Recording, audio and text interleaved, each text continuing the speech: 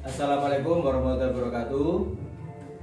Waalaikumsalam. Saya Tamam Mukhairuddin, pendamping PKH yang saat ini sedang mengikuti sertifikasi tenaga kesejahteraan sosial Kementerian Sosial Republik Indonesia. Kebetulan ada tugas yakni membuat deskripsi diri. Beberapa diantaranya adalah saya akan membuat bagaimana melakukan pendampingan kasus terhadap KPM. Dalam hal ini kalau di ilmu sosial namanya klien. Nah, klien satu ini yang pertama adalah kasus klien satu ini masalah mikro ya, karena berkenaan dengan pribadi dan keluarga. Apa masalahnya? Dulu ketika saya masih mendampingi PKH di Desa Godok, Kecamatan Laring, Kabupaten Lamongan ini, umurnya nggak lama Mbak Yu ya, cuman 1 tahun ya Mbak ya, 1 tahun. Tapi alhamdulillah saya sudah bisa merekam banyak hal tentang desa, tentang suasananya, masyarakatnya, budayanya, kemudian masalah-masalah yang dihadapi oleh KPM, sehingga kita sudah bisa memetakan sampai dengan siapa yang mampu harus graduasi ya. Masih ingat Mbak Yayu ya? Masih ingat. Nah, spesial Mbak Yayu ini itu adalah ketika putrinya yang bernama F, mohon maaf ini karena klien tidak bisa sebut namanya, kelas berapa dulu Mbak Yayu? Kelas 3 apa 2? Kelas 2 SMA ya, mau naik kelas 3 itu di akhir-akhir kita bicara lebih besar makronya ya, tentang obsesi kita ini kalau mau merubah keluarga itu harus sekolah. Jadi setelah lulus SMA nanti saya tanya anaknya mau dibawa kemana. Terus waktu itu jawabnya Mbak Titi gimana? Jawabnya gimana? Di rumah saja, nggak usah kuliah, nggak ada ekonomi, nggak cukup. Jadi poinnya ada pada masalahnya adalah klien KPM Y ini sudah menyatakan hal tidak mungkin dijalani oleh keluarga ini untuk memuliakan anaknya. Karena apa? Masalah pertama adalah ekonomi yang kurang. Kedua, Ya, ditinggalkan. oke ya. Jadi perlu diketahui ya, klien Y ini adalah pasangan keluarga dengan 1 anak. Jadi ini anak tunggal. Jadi kalau jauh nanti perasaannya kayak apa anaknya. Jadi merasa kasihan dengan anak. Kepinginnya itu hidup bersama-sama terus ya. Nah, kemudian begitu kita dorong supaya masalah ini cepat teratasi, kita dari agak serius. Pertama, pentingnya tentang pendidikan. Yang kedua, memberikan makna anak itu seperti apa. Karena itu maka sekali lagi poin yang menjadi titik persoalan di klien satu ini, KPMY ini, klien Y ini adalah merasa berkeberatan memuliakan anak karena anak tidak mampu, karena orang tua nggak mampu, tidak punya biaya. Dan yang kedua, ini anak tunggal, anak satu-satunya yang keselamatan jiwanya itu ada di sebelahnya. Dia tidak kepingin mau anaknya jauh-jauh dari sampingnya. Nah, itu artinya ya, ini masalah ada di 2 tahun yang lalu. Ini masalah terjadi di Desa Godok, Kecamatan Laring, Kabupaten Lamongan, Provinsi Jawa Timur. Kemudian ini terkait dengan klien Y bersama dengan putrinya F, nanti bersama dengan suaminya M. Tapi karena M ini suami sedang ada kegiatan luar, apa tadi Mbak? Ke kandang ya? Ke kandang ya, merawat rojokonya jauh ya dari rumah ya. Jadi kita nggak bisa menghadirkan di sini. Jadi nama klien Ini adalah Yayu Nuriana, umur 44 tahun. Kemudian suaminya bernama Muklis, 50 tahun. Putrinya bernama Fadiah Ika Nur Wahyuni, usia 19 tahun. Dan ada satu lagi yakni Mundiah. Ini adalah orang tua dari klien, yakni Mbak Nuriana, berusia 55 tahun.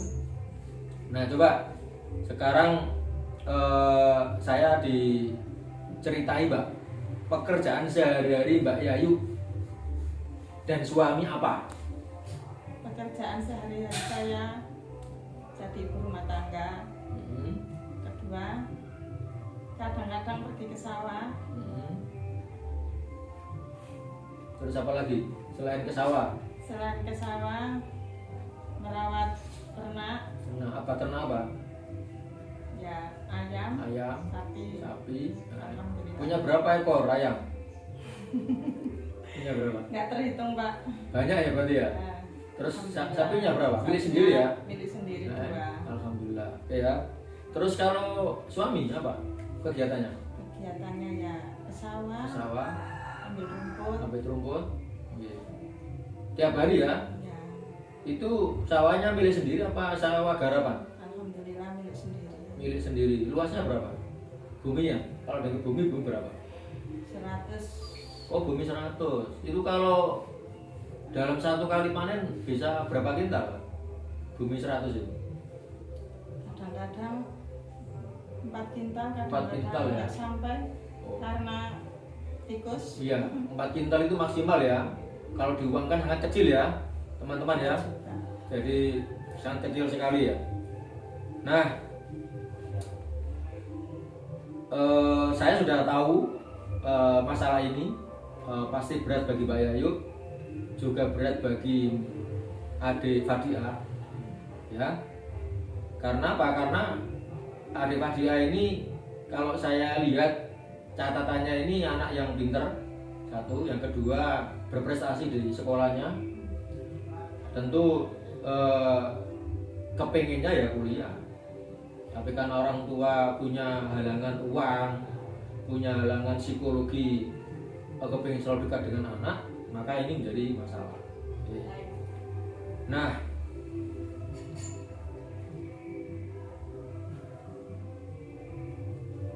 kalau ini dibiarkan Mbak Yayu sama Mbak Fadia, bahwa anak pinter nggak difasilitasi sekolah, anak cerdas nggak difasilitasi sekolah, ini menurut catatan saya ya sebagai konsultan pendamping, ini justru nanti berbahaya bagi masa depan keluarga. Kenapa? Karena pendidikan itu merubah segalanya. Pendidikan itu sekurang-kurangnya 3 manfaatnya. Satu, merubah pengetahuan dan wawasan. Jadi orang sekolah kuliah itu yang dituju itu. Yang kedua itu merubah diri dan karakter menjadi lebih baik. Karena dia ngerti hal baik, hal buruk, yang baik dijalankan, yang buruk ditinggalkan. Yang ketiga itu menjadi orang-orang terampil. Dan ketiga-tiganya ini adalah modal hidup. Nah, kalau berhenti sekolah, tidak lanjut kuliah, saya nggak bisa bayangkan masa depan anak Mbak Yayu seperti apa. Apakah akan terus-menerus akan mewarisi masalah di bidang sosial ekonomi? Begitu di masa tuanya Mbak Yayu nanti seperti apa? Ketika anak nggak sukses, orang tua juga keadaannya sangat terbatas, jadi banyak ini masalah. Nah, karena itu maka selain keluarga ini, saya akan nanti mengonfirmasi ke desa. Kemungkinan jika ada hal seperti ini, keluarga KPM PKH dengan kondisi keuangan terbatas, tapi anak cerdas, pinter, dan masih punya obsesi ingin melanjutkan kuliah tapi terhalang oleh uang, itu ada nggak dari desa itu dana bantuan? Apakah bersumber dari desa ataukah dari masyarakat atau kumpulan organisasi masyarakat tertentu yang mengumpulkan zakat-zakat yang bisa dimanfaatkan? Saya akan gali itu. Yang kedua adalah badan-badan pemerintah atau swasta yang memungkinkan bisa memberikan beasiswa.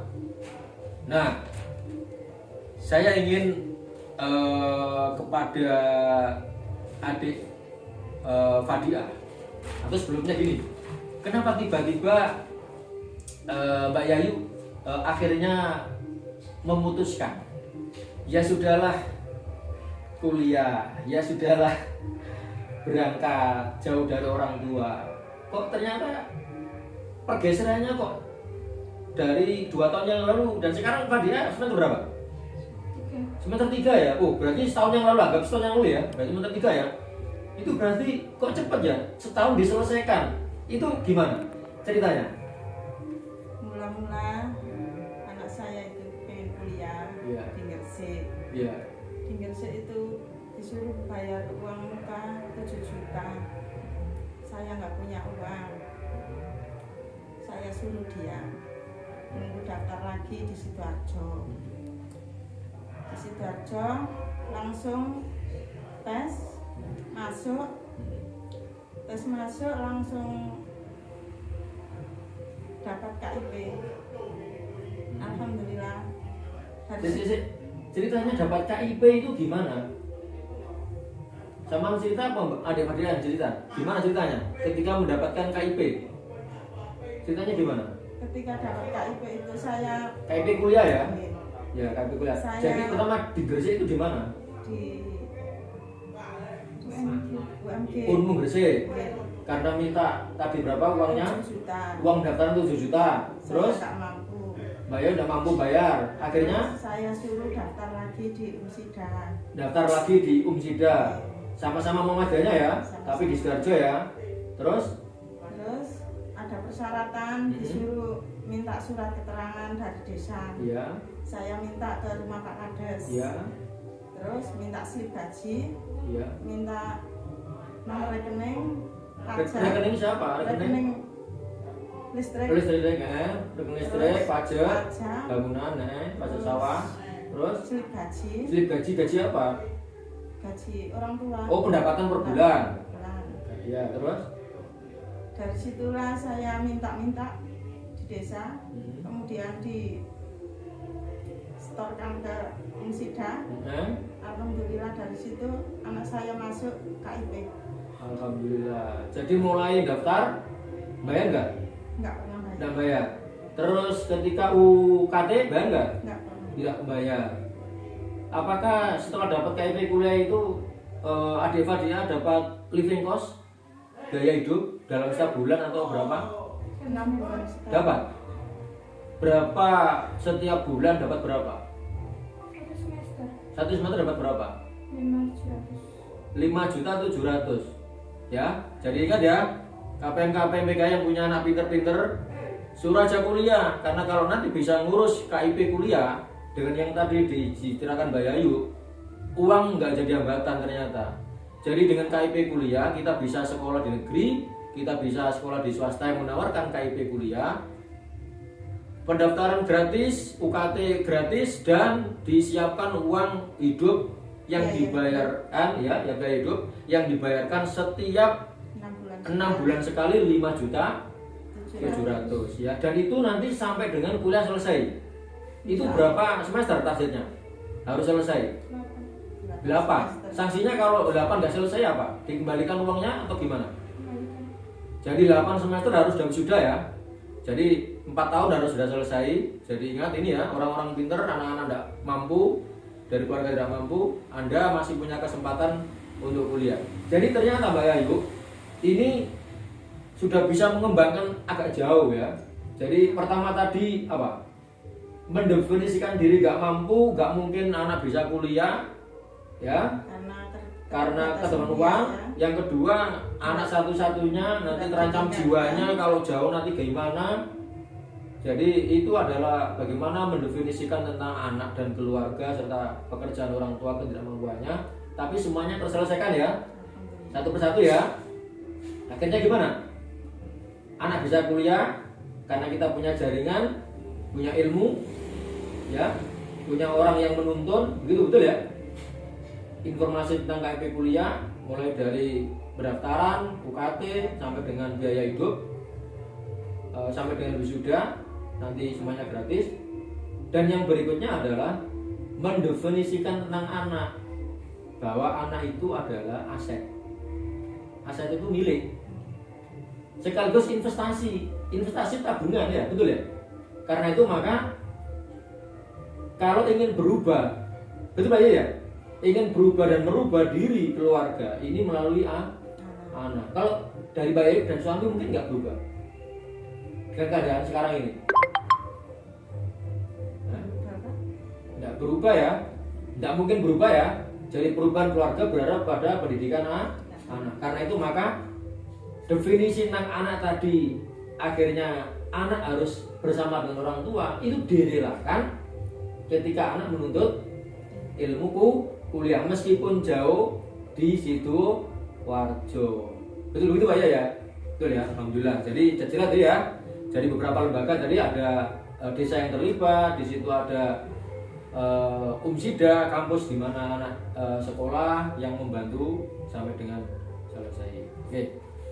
Nah, mudah-mudahan apa yang menjadi masalah Mbak Yalu nanti bisa terselesaikan karena alhamdulillah Faida sudah kuliah ya, dan itu hasil diskusi kita panjang. Kenapa harus kuliah, betul ya, betul karena keinginan sekali lagi masa depan keluarga kita ini bergantung anak-anak, dan anak-anak sukses akan membawa kehidupan keluarga kita di masa depan lebih baik. Orang tuanya baik dibawa oleh anaknya yang baik. Mudah-mudahan Faida nanti lancar kuliahnya ya beda ya, 4 tahun harus sudah selesai 8 semester sesuai dengan yang dijatah oleh pemerintah, dan kemudian gunakan waktu sebaik-baiknya untuk memperbaiki diri, menyiapkan diri, menyongsong masa depan yang lebih baik. Saya kira demikian dan terima kasih. Artinya sesi pendampingan klien ini saya anggap cukup karena semuanya sudah tuntas. Tinggal Faida nanti saya akan pantau perkembangan kuliahnya seperti apa. Apakah betul nanti bisa lulus sampai 4 tahun. Syukur-syukur nanti kalau sudah saya diajak ya, karena rektornya itu juga sahabat saya ya. Jadi rektornya Umsida itu siapa namanya? Pak Hidayatullah gitu kan? Itu teman saya, sahabat saya. Jadi kalau nanti ketika sudah saya diajak, nanti kita bisa lebih dekat lagi. Dan yang kedua adalah obsesinya tidak hanya kuliah, tapi dipikirkan setelah kuliah mau apa. Dan jangan nunggu nanti, pikirkan itu sekarang. Jurusannya apa? Manajemen apa? Belum penjurusan, manajemen pendidikan atau manajemen keuangan, manajemen apa? Di fakultas apa? Apa itu? Bisnis? Oh, bisnis, hukum dan ilmu sosial. Manajemen bisnis bisa. Apalagi ya? Pemasaran keuangan. Oh, nanti penjurusannya nanti di semester berapa? 4. Di semester 4. Kamu cenderung memilih apa? Manajemen apa? Keuangan. Manajemen keuangan. Oke, mudah-mudahan nanti sukses ya. Kalau di manajemen keuangan nanti bisa kerja yang lebih baik, pilihannya pilih kerja yang enak, gajinya besar supaya Faida nanti bahagia bersama keluarga barunya. Dan jangan lupa setelah bahagia juga membahagiakan orang tua, karena semuanya ini adalah hasil perjuangan orang tua. Jangan lupa juga desa, karena tidak mungkin bisa sampai ke Umsida kalau tidak dengan tanda tangan yang dikasih oleh desa.